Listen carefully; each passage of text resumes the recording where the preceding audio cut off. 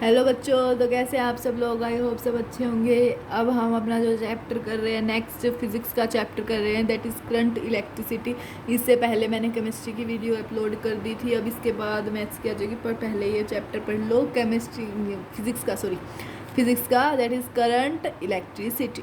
ठीक है, इसके अंदर देखो, सबसे पहले हम पढ़ेंगे कि करंट क्या होता है। What is current? तो करंट होता है, it is defined as rate of flow of charge. मतलब कि चार्ज का फ्लो किसी भी पर्टिकुलर डायरेक्शन में, उसको हम कहते हैं इलेक्ट्रिक करंट। उसको हम क्या कहते हैं? Electric current. I is equal to D Q by D T. I is equal to D Q by D T. ठीक है, अब देखो एक क्वेश्चन है। इसका क्वेश्चन का क्या है? देख, चार्ज फ्लोइंग कर रहा है किसी कंडक्टर में जो चेंज करता है टाइम के साथ। एस क्यू टी क्या है हमारा? Alpha T minus beta T square plus gamma T cube, जहाँ पे अल्फा बीटा और गामा क्या है? कांस्टेंट है। और जो मिनिमम वैल्यू है करंट की वो क्या है? देखो वो है हमारी, देखो आई दे दिया हमें। मिनिमम वैल्यू निकालने तो डिफ्रेंशिएट कर देंगे रिस्पेक्ट टू टी। तो आई दे दिया alpha minus two beta t plus 3 gamma t square, तो d i by D t. तो minus 2 beta plus 6 gamma t. T की वैल्यू क्या आ गई? 2 beta by 6 gamma. 2 beta by 6 gamma. ठीक है, अब i is equal to alpha minus 2 beta, इसकी टी की वैल्यू पुट कर दी, 2 beta by 6 gamma plus 3 beta into 2 beta by 6 gamma. तो आंसर हमारा आ गया alpha minus beta square by 3 gamma, option number C. ठीक है, अगली बात करते हैं हम करंट डेंसिटी की। करंट डेंसिटी की तो क्या है? करंट डेंसिटी क्या होता है? It is defined on point. ये किसके ऊपर डिफाइंड होती है? किसी भी पॉइंट के ऊपर। ये क्या होती है? वेक्टर क्वांटिटी होती है। ये क्या होती है? वेक्टर क्वांटिटी होती है। तो जे क्या होता है? इसकी जो इसको हम डिनोट करते हैं उसको डिनोट करते हैं जे से। तो जे क्या होता है? Current divided by area. Current divided by area. तो i is equal to integration j dot d a. Integration j dot d i is equal to j into a. J into a. ठीक है, ये होती है हमारी current density. Current density. ठीक है, अब अगली बात करते हैं ड्रिफ्ट वेलोसिटी की, कि व्हाट इज़ ड्रिफ्ट वेलोसिटी। देखो बेटा, मैं इस चैप्टर में सब कुछ आपको डिटेल में नहीं करवा सकती। इस चैप्टर में क्या किसी के भी अंदर डिटेल में नहीं करवा सकती, क्योंकि this is a one shot before your JEE advance examination, so it is important. इसलिए दैट सॉरी, इसलिए मैं नहीं करवा सकती, क्योंकि भाई इतना ज़्यादा टाइम नहीं है। वी हैव नो टाइम यार। I hope you understand this. Okay, then what is drift velocity? Drift velocity is random motion of an electron with drift superimposed on it. मतलब कि इलेक्ट्रॉन का रैंडम मोशन होता है जब कोई भी drift, मतलब जब उसके साथ कौन हो? ड्रिफ्ट, कोई भी ड्रिफ्ट सुपर इम्पोज करे उसके साथ। ठीक है, उसके ऊपर। तो वी आर क्या होता है? वी आर है हमारी, वी आर रैंडम या रैंडम वेलोसिटी। तो वो होती है √3 RT by M naught. √3 RT by M naught. और वी डी क्या होती है? Drift velocity. और वी डी इक्वल होती है वी एवरेज के। तो V R is directly proportional to √T। I is equal to NAVD। ठीक है, नेक्स्ट पे चलो नेक्स्ट क्या है? देखो वी डी हमें दे दिया है E by M. E by M into tau. और जो ये टाउ होता है ना, वो होता है हमारा रिलैक्सेशन टाइम। टाउ हमारा क्या होता है? रिलैक्सेशन टाइम, या फिर average time between successive collision. Average time between successive collision. अगली बात आती है हमारी करंट इक्वेशन की। करंट इक्वेशन क्या होता है? I is equal to NEAVD। I is equal to NEAVD। V D होती है हमारी ड्रिफ्ट वेलोसिटी, ए होता है क्रॉस सेक्शनल एरिया, एन होता है हमारा number of electron per unit volume. Number of electron per unit volume. तो आई किसके इक्वल हो गया? NEA E by M tau. E by M tau. ठीक है, वी डी की वैल्यू पुट कर दी, तो आई आ गया हमारा N² A tau by M. और ई जो था ना, ई की जगह आ गया हमारा V बाई एल। ई की जगह आ गया V बाई एल। ठीक है, आर, अब आर क्या होता है इसके अंदर, आर जो होता है ना वो होता है M L divided by N square tau A, M L divided by N square by tau A, I is equal to V by R होता है। तो वी बाई आई, तो ये क्या हो जाएगा, इधर ये आ जाएगा, इधर ये चले जाएंगे, तो M L by N square tau A. और ये किसके इक्वल होता है, रो एल बाई ए के, एल से एल कैंसिल, ए से, तो रो की वैल्यू आ गई हमारी M by N square tau, N square tau, tau ठीक है। अगली बात करते हैं ओम्स लॉ की। ओम्स लॉ क्या कहते हैं, ओम्स लॉ कहता है कि जो वोल्टेज होती है ना वो डायरेक्टली प्रोपोर्शनल होती है current flowing through the circuit, जो भी करंट फ्लो करता है सर्किट के थ्रू उससे उसके डायरेक्टली प्रोपोर्शनल होती है वोल्टेज, ठीक है। V is equal to I R, V is equal to I R, तो R किसके इक्वल हो गया, m by N square tau L A, तो R क्या हो गया, रो एल बाई ए, ठीक है। अगर vector form of Ohm's law की बात करें तो क्या हो जाएगा, I is equal to N E A into E E tau by M, तो J किसके इक्वल आ गया, N square by M into tau E, तो J आ गया N square tau by M into E, और ये पूरा इक्वल हो गया सिग्मा के, ये पूरा किसके इक्वल हो गया, सिग्मा के, तो J equal to sigma E, J is equal to sigma E, sigma equal हो गया N square by M into tau. तो एन और रो को अगर मल्टीप्लाई करें तो ये एक दूसरे के उल्टे हैं, तो ये क्या आ जाएगा, वन आ जाएगा, क्या आ जाएगा, वन, ठीक है। चलो नेक्स्ट बात करते हैं मोबिलिटी की, कि मोबिलिटी क्या होती है। तो मोबिलिटी होता है ड्रिफ्ट वेलोसिटी चलती है पर यूनिट इलेक्ट्रिक फील्ड में, कोई भी ड्रिफ्ट वेलोसिटी चलती है पर यूनिट इलेक्ट्रिक फील्ड, ठीक है। तो mu is equal to V D by E, ठीक है। चलो नेक्स्ट आता है हमारा क्वेश्चन। क्वेश्चन क्या है, हमें कंसिडर करने 4 conducting material copper, tungsten, mercury और एल्यूमिनियम, जिनकी रेजिस्टिविटी है रो सी, रो टी, रो एम और रो ए, ठीक है। तो बताना है कि कौन सा ज़्यादा है, तो जो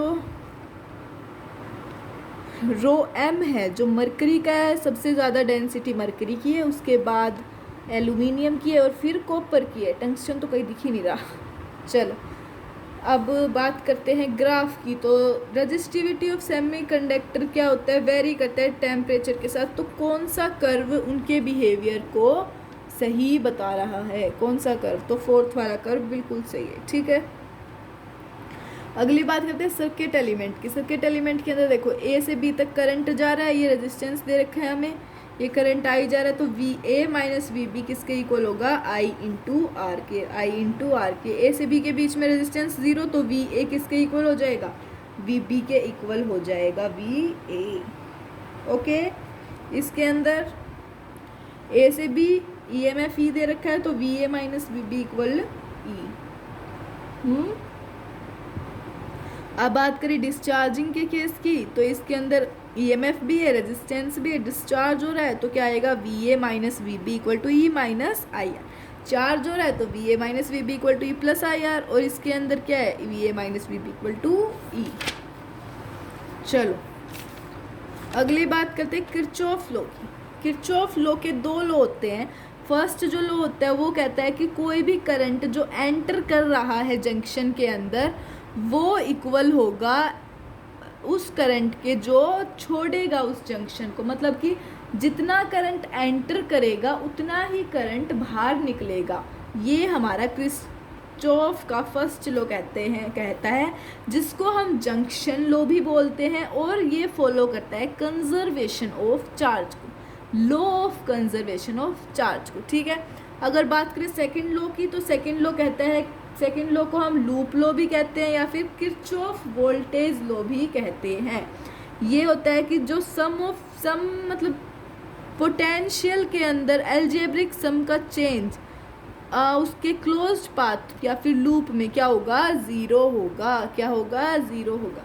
the algebraic sum in change in potential around enclosed path, मतलब कोई भी एनक्लोज्ड पाथ उसके अंदर कोई भी पोटेंशियल का चेंज होगा या फिर सम उन सब का सम क्या होगा, 0 के इक्वल, ठीक है। ये फॉलो करता है conservation of energy, law of conservation of energy, ठीक है। अगली बात करते हैं कॉम्बिनेशन ऑफ रेजिस्टेंसेस की। किसकी? कॉम्बिनेशन ऑफ रेजिस्टेंसेस की। सबसे पहले आता है सीरीज का। सीरीज में क्या हो गया? R equivalent R1 plus R2, R1 plus R2। Parallel का 1/R equivalent equal to 1/R1 plus 1/R2। तो क्या आ गया? R equivalent R1 plus R2 divided by R1 R2। हाँ, मैं थोड़ा जल्दी जल्दी पढ़ा रही हूँ, ये चैप्टर मैंने अभी कर देना है 20 मिनट में ही, मतलब 10 मिनट और, बस चैप्टर कंप्लीट। बहुत ज़्यादा जल्दी जल्दी पढ़ा रही हूँ, पर पढ़ाना पड़ेगा ताकि आप 2x पे करके ना दें, ठीक है। चलो अगला जो है वो क्या? Equivalent resistance between the adjacent corners of regular side and polygon of uniform wire of resistance R would be. हमें इक्विवेलेंट रेजिस्टेंस निकालना है किसी भी 5 साइड के पॉलीगन के, n साइड पॉलीगन के, जिसका यूनिफॉर्म रेजिस्टेंस आर है। तो ये देखो क्या आ गया, ये n-1 into R by N into N R by N divide by n-1 R by N plus R by N. तो ये आ गया n-1 into R by N square, ठीक है। अगली बात करें कॉम्बिनेशन ऑफ बैटरीज की। कॉम्बिनेशन ऑफ बैटरीज में क्या है? देखो सीरीज की बात करें तो सीरीज में देखो ये है, इधर बैटरी भी है 2 ऐसे दे रखा है, तो इसका जो आ जाएगा क्या आएगा? आई तो 3/6 एम्पेयर, और आई क्या है? वी क्या है? 3 और 6 V/R, आर है हमारा टोटल 6, तो हाफ आई आ जाएगा, हाफ 0.5 एम्पेयर। पैरेलल कॉम्बिनेशन में E equivalent equal to summation of E/R divided by summation of 1/R, ठीक है, ये होता है। अगला जो हमारा आता है वो आता है व्हीटस्टोन ब्रिज। व्हीटस्टोन ब्रिज के अंदर मैंने क्वेश्चन दे रखा है, उसके अंदर क्या है? इस वाले को देखो, इस वाले को डिवाइड करेंगे, इसको डिवाइड करेंगे, 1/1 का रेशियो आएगा, चारों साइड इक्वल आएंगे, मतलब चारों दोनों के दोनों इक्वल होंगे एक दूसरे के, तो बीच वाले को हम हटा देंगे और निकाल लेंगे वैल्यू, ठीक है। ये आप खुद करना, ओके। अगला जो पॉइंट पोटेंशियल मेथड आता है हमारे पास, पॉइंट पोटेंशियल मेथड के अंदर क्या है? जैसे कि हमें वैल्यू कोई निकाली नहीं जा रही, तो हम क्या करेंगे? कोई पॉइंट ले लेंगे। जैसे कि यहाँ पे वोल्टेज है, तो यहाँ पे 1 होगा, यहाँ 0, यहाँ 0, यहाँ 0, यहाँ 1, यहाँ 1। अब बीच का नहीं पता तो कहीं पे x ले लेंगे या फिर पुट कर लेंगे। तो देखो 1 और 0 के बीच में कितना है? 2 ओम का रेजिस्टेंस, 1 0 के बीच में 2 ओम का, ऐसे सोल्व करेंगे, ठीक है। ये सबको आता ही होगा मेरे ख्याल से। तो अगली बात करते हैं symmetricity of circuit. Symmetricity of circuit किसके बेस पे? सिमेट्रिसिटी के बेस पे। तो देखो ये 2 2 2 2 है, तो ये क्या हो जाएगा? ऐसे फोल्ड हो जाएंगे। ये क्या हो जाएंगे? फोल्डिंग, मतलब मिरर सिमेट्री, इसको क्या कहते हैं? Mirror symmetry. ये क्या कर देंगे? इसको हम ऐसे कर देंगे फोल्ड, या फिर इसको भी फोल्डिंग कर देंगे, फोल्डिंग सिमेट्री होती है। और फिर आंसर निकाल लेंगे। जल्दी पढ़ा रही हूँ तो थोड़ा कोऑपरेट आप भी करना, सब्सक्राइब लाइक शेयर कर देना, बहुत मेहनत लग रही है यार इसके अंदर। अगली बात आती है इलेक्ट्रिक पावर की। इलेक्ट्रिक पावर के अंदर क्या होता है? पावर किसके इक्वल है? करंट इनटू वोल्टेज के। पावर इक्वल है करंट इनटू वोल्टेज के। तो पावर ऑफ रेजिस्टेंस कितना आ गया? I² इंटू आर, मतलब कि पावर को ऐसे भी लिख सकते हैं, P is equal to I² into R equal to V²/R is equal to I into V. और पावर ऑफ बैटरी क्या आ गया?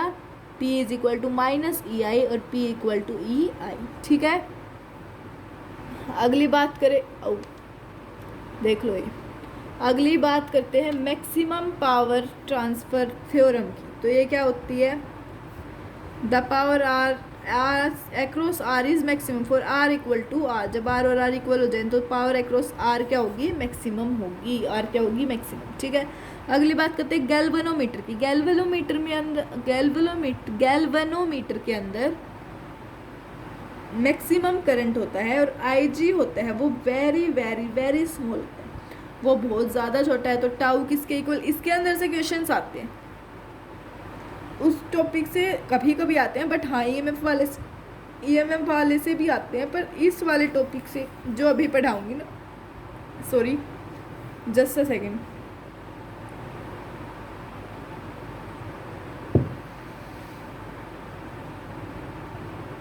जो अभी मैं टॉपिक पढ़ाऊंगी ना वो टॉपिक सबसे इम्पोर्टेंट है, वो उसके अंदर से पक्का क्वेश्चन आते ही आते हैं, अब की बार भी आए थे मेंस के अंदर दोनों में। देखो tau is equal to M cross B, tau is equal to M क्या होता है हमारा N I A B is equal to C phi, तो एन आई ए बी किसके इक्वल आ गया सी फाई, ठीक है। एम मीटर की बात करें, एम मीटर में क्या होता है गैल्वेनोमीटर को ये कवर कर लेता है, जिसके अंदर हमारा गैल्वेनोमीटर होता है उसको कहते हैं एम मीटर। तो ये क्या आ गया I G into G is equal to I nought minus I G equal to into S. तो आई जी जी ये है इधर गैल्वेनोमीटर, आई जी करंट जा रहा है इसके अंदर आई नोट माइनस आई जी, और इधर शंट है, ये क्या हमारा शंट, यहाँ से आई नोट करंट आ रहा था, ठीक है। अगली बात करते हैं हम वोल्ट मीटर की। वोल्ट मीटर में क्या होता है, वोल्ट मीटर के अंदर भी गैल्वेनोमीटर और शंट जब सीरीज में हो, इसके अंदर पैरेलल में हो, जब गैल्वेनोमीटर और शंट सीरीज में हो तब V is equal to I G into G plus H, ठीक है। अब अगली बात आती है मीटर ब्रिज की। मीटर ब्रिज के अंदर ये मीटर ब्रिज है, ये हाफ हाफ होता है 50-50, जितना ये उतना माइनस ये, तो R1 by A D, R1 by A D, R1 by A D और R2 by C D D C, ठीक है। तो R1 by R2 is equal to R A D by R D C equal to L by 100 minus L, L by 100 minus L. तो R1 by R2 किसके equal आ गया L by 100 minus L के, ठीक है। अब बात करें अगर हम RC चार्जिंग सर्किट की, RC चार्जिंग सर्किट की, तो RC चार्जिंग सर्किट में क्या है प्लस क्यू और माइनस क्यू कैपेसिटर दे रखा है और रेजिस्टेंस है ही, तो ये क्या आ गया Q is equal to Q nought into 1 minus T E की power minus T by tau, minus T by tau. Tau क्या है required C equivalent, required C equivalent. इसका जो ग्राफ बनेगा वो बनेगा क्यू टी का ऐसे, ठीक है। अगली बात करें आरसी डिस्चार्जिंग सर्किट की। आरसी डिस्चार्जिंग, वो चार्जिंग था डिस्चार्जिंग, इसमें क्या आ जाएगा, इसमें ये माइनस क्यू, ये प्लस क्यू माइनस क्यू, इसमें करंट ऐसे जाएगा, इसके अंदर ईएमएफ नहीं है हमारा, तो इसके अंदर क्या हो जाएगा Q is equal to Q nought E की power minus T by tau, E की power minus T by tau, और इसका ग्राफ ऐसे बनेगा, ठीक है। और इसी के साथ हमारा जो ये चैप्टर है करंट इलेक्ट्रिसिटी ये भी कंप्लीट होता है। और अब इससे नेक्स्ट जो चैप्टर करेंगे वो चैप्टर देखते हैं हम क्या करेंगे, या तो एसी करते हैं, चलो एसी करते हैं, या फिर ईएम वेव्स करते हैं, चलो। तो मिलते हैं नेक्स्ट लेक्चर में, तब तक के लिए पढ़ाई करते रहे। All the very best, take care, tata bye bye, और प्लीज़ शेयर एंड सब्सक्राइब।